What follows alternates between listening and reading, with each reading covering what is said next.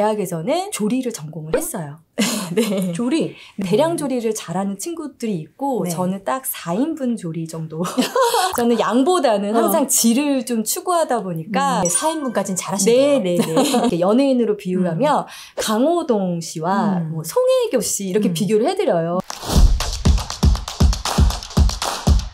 대표님 안녕하세요. 네, 안녕하세요. 네. 오늘 왜 이렇게 화사하고 이쁘세요? 곧 봄을 맞이하는 마음으로 나와봤습니다.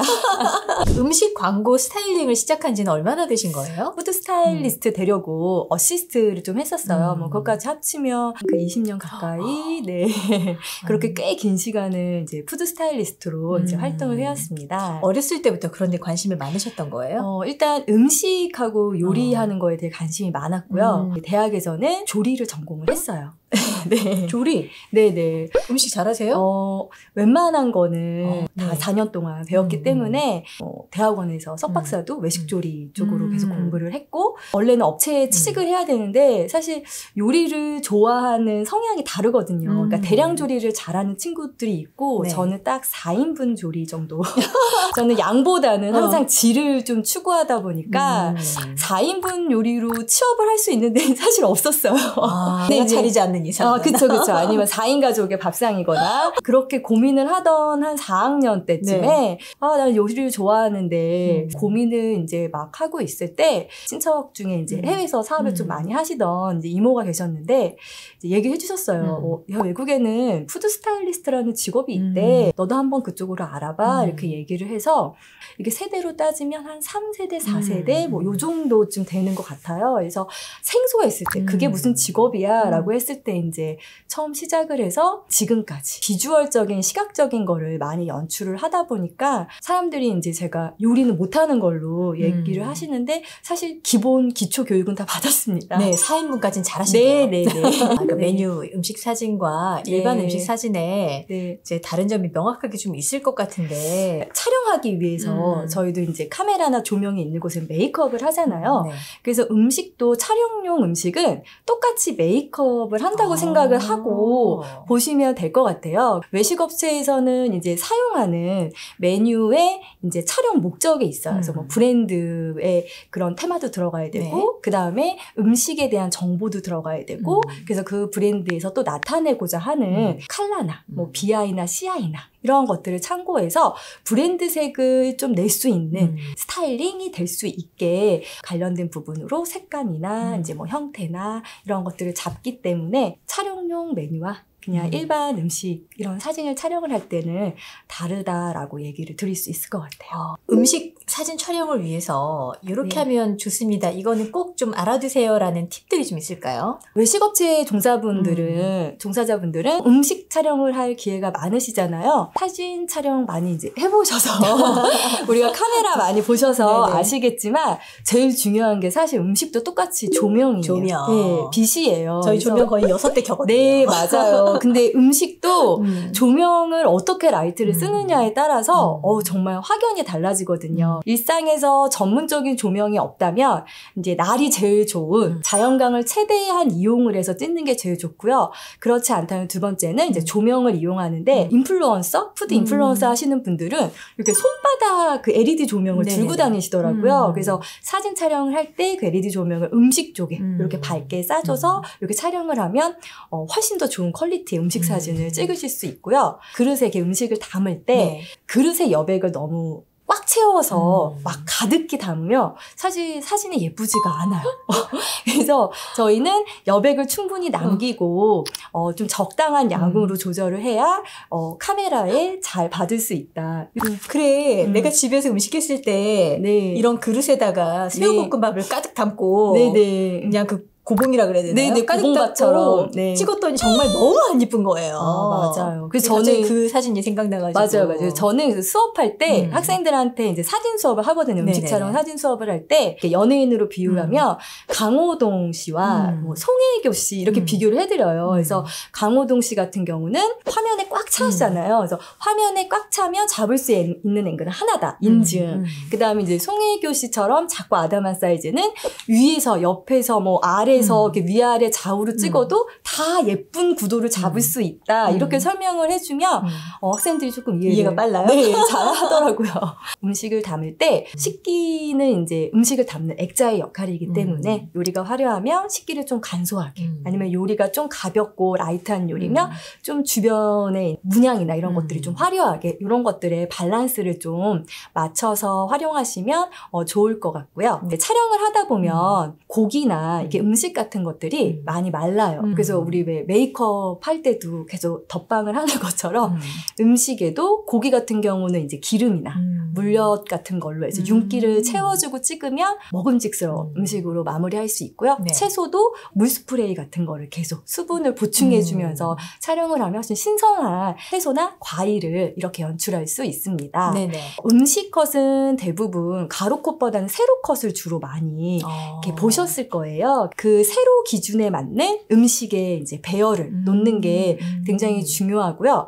그리고 이제 놓을 때 카메라를 기준으로 네. 결혼식장 가면 단체 사진 찍을 때 키 작은 사람은 앞에, 키 큰 사람은 뒤에 가잖아요. 음식 사진 찍을 때도 작고 키가 낮은 그런 이제 소품이나 메뉴들은 앞에, 그리고 덩치가 좀 크고 키가 있는 것은 뒤쪽, 이런 식으로 배열을 하면 자연스러운 구도를 만들 수 있습니다. 그 음식의 플레이팅을 위한 간단한 팁이 있을까요? 많이 물어보세요.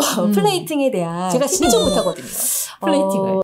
집에서 쓰시든 아니면 촬영을 하시든 접시가 놓여지는 이렇게 배경 있잖아요. 테이블의 배경을 기준으로 그릇과 테이블의 톤 앤 매너를 될 수 있으면 좀 맞추는 것이 전반적으로 좋고요.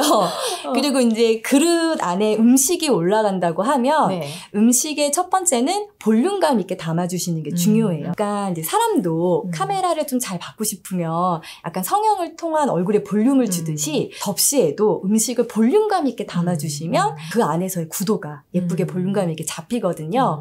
그리고 종류가 이제 다양한 식재료들이 모여서 담게 되는 경우에는 얘를 막 흩어서 담는 것보다는 색이 같은 것끼리 질감이 같은 것끼리 재료가 같은 것끼리 해서 그룹핑을 해서 이렇게 담아주시면 훨씬 더 정돈되지만 각각의 식재료가 한눈에 보일 수 있는 그런 이제 포인트를 잡을 수가 있고요. 간단한 엣지 표현이라고 하는데 이제 포인트 같은 거 올려주는 그런 뭐 허브나 아니면 뭐 채소 장식 같은 경우에는 내가 기본으로 깐 색깔에 반대되는 보색을 기준으로 이렇게 꽂아주면 방울토마토 뭐 이런 거. 그렇죠. 뭐 샐러드에 방울토마토 하나 이렇게 엣지 표현을 해주시면 전반적으로 좀 강조되는 느낌? 무엇보다 전체적으로 밸런스 있는 조화, 균형, 뭐 이제 이렇게 연결을 해서 담으시면 어떨까 제안 드립니다. 네. 그래도 조금 감각을 타고나는 게 훨씬 낫겠죠? 또 중요한데요. 요즘에 젊은 분들은 그냥 기본 감각을 다 타고 태어나셨더라고요. 워낙 이제 스마트폰을 통해서 다양한 좋은 이미지들을 많이 경험하고 접하기 때문에 그냥 내 세포에 이미 다 그런 것들이 있으니 내가 필요한 것만 잘 이렇게 메모해서 지각해서 쓰시면 어렵지 않을 것 같습니다.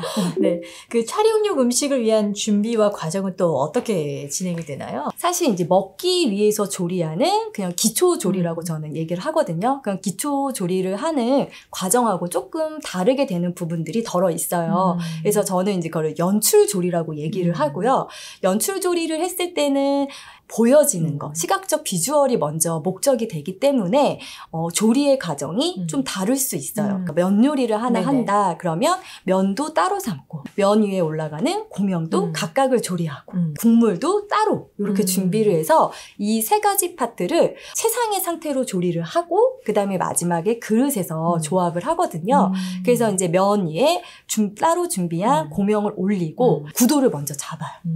제일 마지막에 국물을 부어서 이렇게 촬영을 하면 훨씬 더 각각의 식재료들이 최상의 상태로 보여지는 것도 있고 국물 요리 같은 경우에는 왜 연기 시술 같은 거를 많이 표현을 하잖아요. 네. 그래서 마지막에 부어주는 국물은 뜨겁게 데워서 직전에 부어주면 훨씬 시즐감도 이렇게 나게 표현할 수 있습니다. 촬영의 최상의 컨디션이 될 수 있도록 맞아요. 조립 방법이나 뭐 순서나 이런 것들이 다 그래서 저는 그거를 연출조리라고 이름을 붙였어요.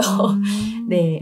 재밌네요. 메뉴에 따라서 푸드 스타일링 노하우가 따로 있을까요? 음료를 스타일링하는 뭐 방법이라든지 아니면 이제 베이커리 빵이나 이제 이런 것들 연출할 때도 그만의 이제 맛있는 그런 팁의 포인트들이 있어요. 그리고 익힌 음식, 안 익힌 음식. 그래서 다양한 연출 팁을 가지고 저희가 스타일링을 하는데 이런 다양한 군의 메뉴를 준비를 할 때 중요한 거는 전체적인 주제에 적합한 그런 이제 스타일링을 하셔야 되고요. 프로페셔널하고 오래 일을 했지만 내가 찍고자 하는 메뉴에 관련된 시안을 좀 자꾸 작업을 해요. 그래서 사진의 전반적인 톤 앤 매너도 미리 알 수 있고 그릇을 사용을 할 때에도 조금 더 구체화시켜서 저희가 스타일링의 포인트를 둘 수 있고 내가 찍고 싶은 음료의 전반적인 이미지의 뭐 시안 이런 것들을 찾고 그거에 맞춰서 촬영을 하시면 아마 촬영에 많은 도움이 되지 않을까 생각이 듭니다. 그리고 정말 초보자분들 같은 경우에는 요즘에 워낙 그런 이쁜 사진들이 많으니까 맞아요. 보고 조금 참고해도 도움이 되지 않을까 싶은데 네, 맞아요. 요즘에는 그런 감각적인 예쁜 사진을 모아놓은 컨텐츠들이 굉장히 많아요. 그래서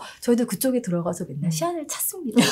그리고 없으면 제가 해놓은 예전 거를 또 작업을 해서 또 시안을 잡아서 이렇게 촬영을 하고요. 외식업을 하시는 분들은 손님들에게 아니면 뭐 어떤 SNS에 이제 광고를 하기 위해서 그런 사진 작업들을 많이 하실 텐데 예쁘게 찍어야 맞아요. 고객으로까지 이어지는 거잖아요. 오늘 강의에서 조금 팁들을 얻어서 한번 활용해 보시면 좋을 것 같습니다. 많은 도움이 되었으면 좋겠습니다. 자, 오늘 말씀 여기서 마무리하도록 하고요. 다음 기회에 또 좋은 이야기로 말씀 나누도록 하겠습니다. 함께해 주셔서 감사합니다. 네, 감사합니다. 네, 고맙습니다.